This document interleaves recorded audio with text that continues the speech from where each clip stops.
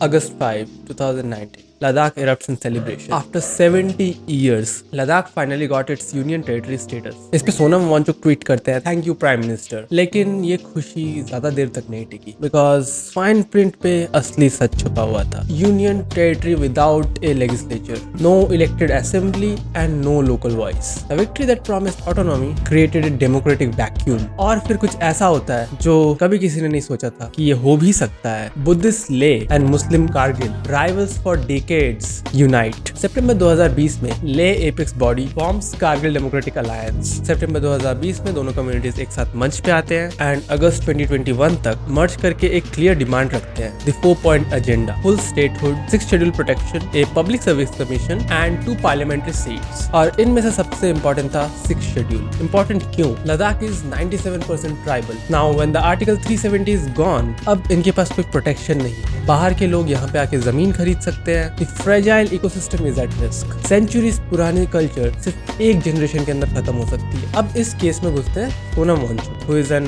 World known scientist and world known climate activist. अब वो इस मूवमेंट को एनवायरमेंट जस्टिस का नाम देते हैं। फिर सब जीरो क्लाइमेट्स में भूख हड़ताल करते हैं and it suddenly becomes an international news. जनवरी 2023 में गवर्नमेंट एक हाई पावर कमेटी बनाती है जिसमें 9 राउंड्स की बातचीत होती है, बट इट फेल्स। मार्च 2024 में सोनम वांगचुक 21 डेज का भूख हड़ताल करते हैं। तो सितंबर 2024 में वो 1000 किलोमीटर का पदयात्रा शुरू करते हैं to Delhi. Detained at the border, सितंबर 10, 2025 में वो फिर से भूख हड़ताल करते हैं और इस बार 35 डेज लॉन्ग भूख हड़ताल का प्लान था। सितंबर 23 को इस भूख हड़ताल में 2 बुजुर्ग हॉस्पिटलाइज हो जाते हैं और यहाँ से लगती है युवाओं के बीच आग। सितंबर 24, the bloodiest day in history of Ladakh. BJP का ऑफिस जला दिया, पुलिस ने ओपन फायर किया, 4 लोगों की मौत हुई, 100 got hospitalized and within 48 hours Sonam Wangchuk को डिटेन कर लिया गया अंडर एनएसए। SEC-MOL का लाइसेंस कैंसिल कर दिया एंड फिर मास अरेस्ट हुए। इंटरनेट ब्लैकआउट किया गया, कर्फ्यू लगाया गया और चार्जेस क्या लगे? हिंसा भड़काना, financial irregularities and Pakistan link. But ये टाइमिंग कुछ ज्यादा ही परफेक्ट नहीं है। FCRA वॉयलेशन निकलना,